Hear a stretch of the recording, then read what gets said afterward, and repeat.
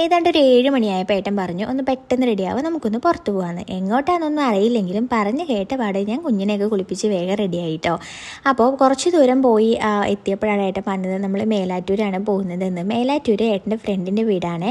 പക്ഷേ ആ ഫ്രണ്ട് ഇവിടെ അല്ല, ഏട്ടനും UK-യിലാണ് കേട്ടോ.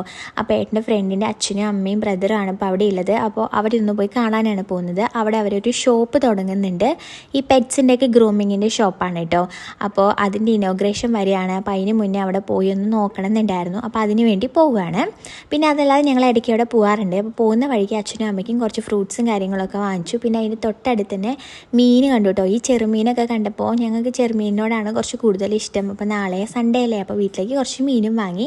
പിന്നെ പോകുന്ന വഴിക്ക് തന്നെ അവിടെ വീടിൻ്റെ അടുത്തായിട്ട് പള്ളിപ്പെരുന്നാൾ നടക്കുകയായിരുന്നു. അപ്പോൾ റോഡിൽ അത്യാവശ്യം തിരക്കും ബ്ലോക്കും കാര്യങ്ങളൊക്കെ ഉണ്ടായിരുന്നു. കുറച്ച് നേരം അവിടെ പോസ്റ്റായി സമയം ഇങ്ങനെ പോയിക്കൊണ്ടേ ഇരിക്കുന്നുണ്ടായിരുന്നു. അപ്പോൾ അവിടുന്ന് അതൊക്കെ കഴിഞ്ഞ് പിന്നെ ഞങ്ങൾ നേരെ വീട്ടിലെത്തി. അച്ഛനും അമ്മേനോടും കണ്ടു. അച്ഛനും അമ്മേനോടൊക്കെ ഒരു 10-20 മിനിറ്റ് സംസാരിച്ചിരുന്നു. പിന്നെ അച്ഛൻ ആ സമയത്ത് ഞങ്ങൾക്ക് പോയിട്ട് മുന്തിരി ജ്യൂസ് അടിച്ചു കൊടുന്ന് തന്നു കേട്ടോ.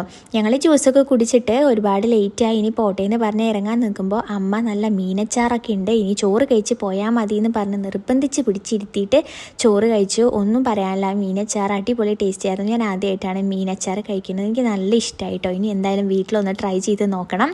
എന്നാലും അമ്മ ഉണ്ടാക്കിയതുപോലെ വരുമോയെന്ന് അറിയില്ല.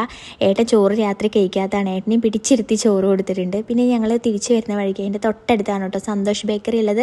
അപ്പോൾ ഒരുപാട് പറഞ്ഞു കേട്ടിട്ടുണ്ട് ഈ ബേക്കറിയെക്കുറിച്ച്. അപ്പോൾ അവിടെ ഒന്ന് കയറി നോക്കാമെന്ന് വിചാരിച്ചു. ഏട്ടൻ മേലാറ്റൂർ വരുമ്പോൾ എപ്പോഴും ഈ ബേക്കറിയിൽ നിന്ന് ഞങ്ങൾക്ക് എന്തെങ്കിലുമൊക്കെ വാങ്ങിക്കൊണ്ടുവരാറുണ്ട്. നല്ല അടിപൊളി ടേസ്റ്റുള്ള ഫുഡൊക്കെയാണ്. അപ്പോൾ ഞങ്ങൾ അവിടെ നിന്നൊരു ഫുഡ് കഴിക്കാനുള്ള കപ്പാസിറ്റി ഉണ്ടായിരുന്നില്ല, കാരണം ഞങ്ങൾ ഓൾറെഡി ഫുഡൊക്കെ കഴിച്ചല്ലോ. അപ്പോൾ 2-3 ഐറ്റം വീട്ടിലേക്ക് ബേക്കറിയും വാങ്ങിച്ചിട്ട് തിരിച്ചു പോവുകയാണ്. അപ്പോൾ ഇന്നത്തേക്ക് ഇത്രയൊക്കെ ഉള്ളൂ. വീണ്ടും അടുത്തൊരു വീഡിയോയിൽ കാണുന്നവരേക്കും ടാറ്റാ ബൈ, സീ യു.